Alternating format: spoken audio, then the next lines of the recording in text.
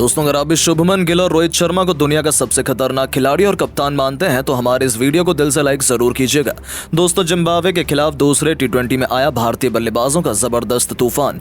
एक के बाद एक गेंदबाजों की धज्जियां उड़ा टीम इंडिया ने रच दिया नया इतिहास। तो आखिर अभिषेक शर्मा के साथ किस खिलाड़ी ने निभाई टीम इंडिया के लिए अहम भूमिका? भारत ने जिम्बाब्वे के सामने कितने रनों का रखा पहाड़ जैसा लक्ष्य? किस बल्लेबाज ने ठोके सबसे अधिक छक्के? अभिषेक शर्मा ने टीम के लिए कितने रनों का योगदान दिया? कैसे भारतीय बल्लेबाजों ने जिम्बाब्वे के गेंदबाजों को जमकर कूटा? दोनों टीमों के बीच खेले गए रोंगटे खड़े कर देने वाले मुकाबले की पूरी हाईलाइट तो हम आपको जरूर दिखाएंगे, लेकिन उससे पहले आपको क्या लगता है, शुभमन गिल और रोहित शर्मा में कौन है बेहतर कप्तान? नीचे कमेंट करके जरूर बताइएगा। दोस्तों, भारत और जिम्बाब्वे के बीच 5 टी20 मैच की सीरीज खेली जा रही है। पहला मुकाबला टीम इंडिया ने बड़ी आसानी से गंवा दिया, लेकिन एक बार फिर टीम इंडिया हजारे के मैदान पर दूसरा टी20 मुकाबला खेलने के लिए उतरी। कप्तान शुभमन गिल ने टॉस जीतकर पहले बल्लेबाजी करने का फैसला किया और जिम्बाब्वे के गेंदबाजी करने के लिए आमंत्रित किया। भारत की तरफ से ओपनिंग की शुरुआत करने मैदान पर कप्तान शुभमन गिल के साथ अभिषेक शर्मा आए। वहीं जिम्बाब्वे की तरफ से पहले ओवर लेकर आए ब्रेन बेनेट। इनका स्वागत अभिषेक शर्मा ने दूसरी गेंद पर शानदार छक्का लगाकर किया और अपनी टीम का खाता खोला। उसके बाद बल्लेबाजों ने सिंगल लेकर खेला और पहले ओवर में टीम इंडिया के स्कोर को 10 रनों तक पहुंचा दिया। टीम इंडिया को एक बेहतरीन शुरुआत मिल चुकी थी। दोनों बल्लेबाज आक्रामक अंदाज में नजर आ रहे थे। पहले ओवर में प्रहार करना शुरू कर चुके थे। जिम्बाब्वे की तरफ से दूसरा ओवर लेकर आए टीम के सबसे खतरनाक गेंदबाज ब्लेसिंग मुजरबानी और आते ही इन्होंने अपना शिकार दूसरी ही गेंद पर शुभमन गिल को बना लिया और भारतीय टीम को पहला झटका 10 रनों के ही स्कोर पर लग गया। भारतीय टीम की जोड़ी एक बार फिर लड़खड़ाती हुई नजर आने लगी, लेकिन अभिषेक शर्मा अभी भी मैदान पर टिके हुए थे। इनका साथ देने के लिए अब नए बल्लेबाज ऋतुराज गायकवाड़ आ चुके थे। इन दोनों खिलाड़ियों के कंधों पर टीम की पूरी जिम्मेदारी आ चुकी थी। इस ओवर में दोनों बल्लेबाज एक भी रन नहीं बना सके। 2 ओवर में टीम इंडिया का स्कोर केवल 10 रनों तक पहुंच पाया। जिम्बाब्वे की तरफ से तीसरा ओवर लेकर आए एक बार फिर ब्रेन बेनेट। इनका स्वागत अभिषेक शर्मा ने पहली गेंद पर शानदार चौका लगाकर किया। इसके बाद भी वो रुकने का नाम नहीं लिए। दूसरी गेंद को भी उन्होंने चौके में तब्दील कर दिया और गेंदबाज की जमकर कुटाई कर दी।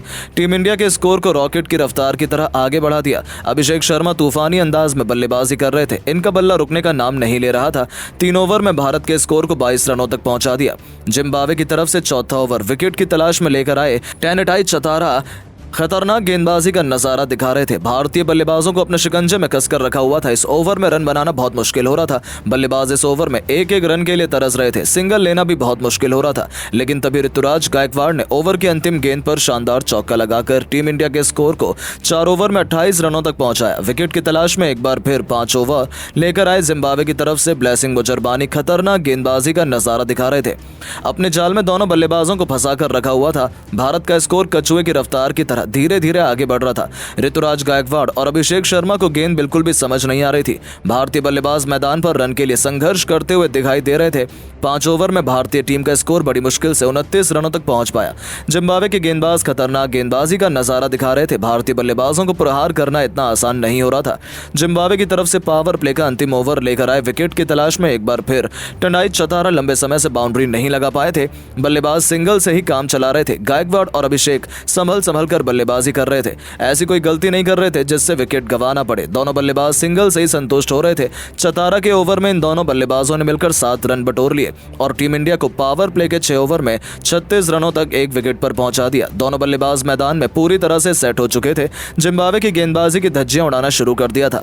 जिस तरह से भारतीय बल्लेबाज मैदान पर तांडव मचा रहे थे और जिम्बाब्वे के गेंदबाजों की कुटाई हो रही थी, वो देखकर तो यही लग रहा था कि भारतीय टीम बड़ी आसानी से जिम्बाब्वे के सामने 20 ओवर में 160 से 170 रनों का लक्ष्य खड़ा कर देगी। लेकिन दोस्तों, अब आपको क्या लगता है, भारतीय टीम शुभमन गिल की कप्तानी में जिम्बाब्वे के खिलाफ टी20 सीरीज जीत पाएगी या नहीं? नीचे कमेंट करके जरूर बताएं। दोस्तों, टी20 विश्व कप की जीत की खुशियां मिट्टी में मिल चुकी हैं।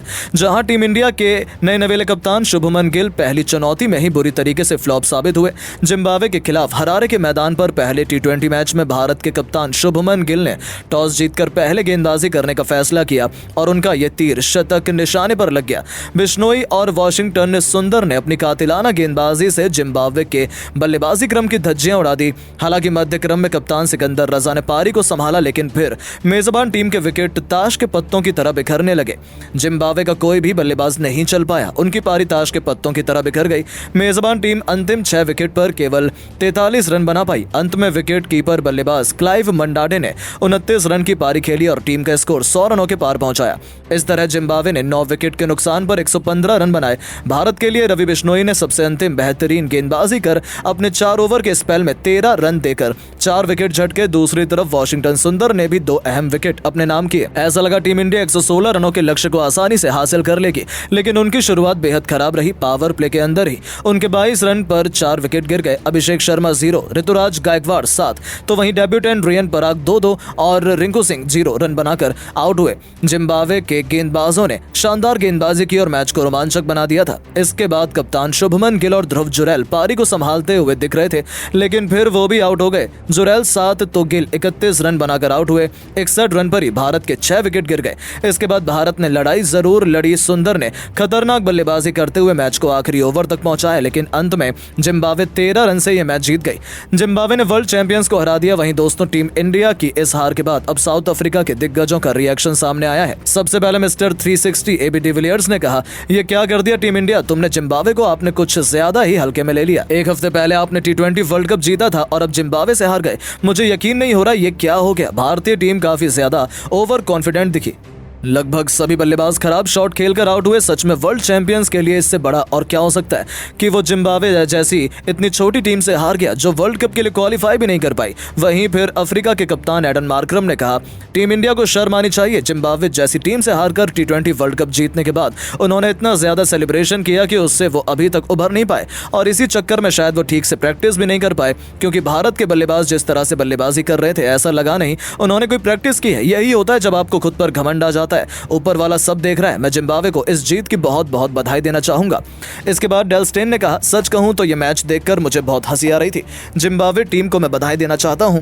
उन्होंने टीम इंडिया को हराकर इतिहास रच दिया। हालांकि ये भारत की बी टीम थी तो ये उतनी बड़ी बात नहीं है। जिम्बाब्वे ने ये मैच जीता नहीं है, बल्कि भारत ने ये मैच हारा है। उन्होंने बेहद ही खराब बल्लेबाजी की, ये शर्मनाक है। ऐसा लगा ही नहीं भारत इस मैच को सीरियसली ले रहा है। वहीं दोस्तों, डेविड मिलर ने कहा, जिम्बाब्वे ने वर्ल्ड चैंपियंस को हरा दिया, ये तो कमाल ही हो गया। रियान पराग, ध्रुव जुरैल के पास आज अच्छा मौका था अपना हुनर दिखाने का, लेकिन वो बुरी तरीके से फ्लॉप हो गए। आईपीएल और इंटरनेशनल क्रिकेट में बहुत फर्क होता है और ये आज हमें देखने को मिल गया। भारत अगर ये मैच हारी है तो खराब बल्लेबाजी की वजह से हारी है, लेकिन जिम्बाब्वे को पूरा क्रेडिट मिलना चाहिए। उन्होंने शानदार प्रदर्शन किया। दोस्तों, टीम इंडिया की इस हार पर कुछ ऐसे थे अफ्रीकी दिग्गजों ने बयान, जो कि सच में हमारा मजाक उड़ाने में बिल्कुल भी पीछे नहीं रहे। लेकिन दोस्तों, अब आपको क्या लगता है कि टीम इंडिया की हार की सबसे बड़ी वजह क्या है? अपनी राय नीचे कमेंट बॉक्स में जरूर बताएं। भारत की तरफ से दूसरा ओवर लेकर आए मुकेश कुमार और आते ही इन्होंने इनोसेंट को किया क्लीन बोल्ड कर पवेलियन का रास्ता दिखा दिया और भारतीय टीम को पहली सफलता केवल 6 रनों के स्कोर पर दिला दी।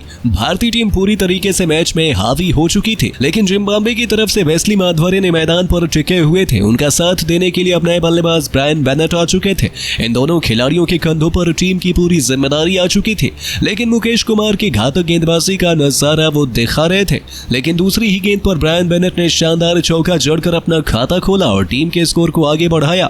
इसके बाद भी वो रुकने का नाम नहीं लिए। ओवर की अंतिम गेंद पर भी शानदार चौका जड़कर अपनी टीम के स्कोर को 2 ओवर में 14 रनों तक पहुंचा दिया।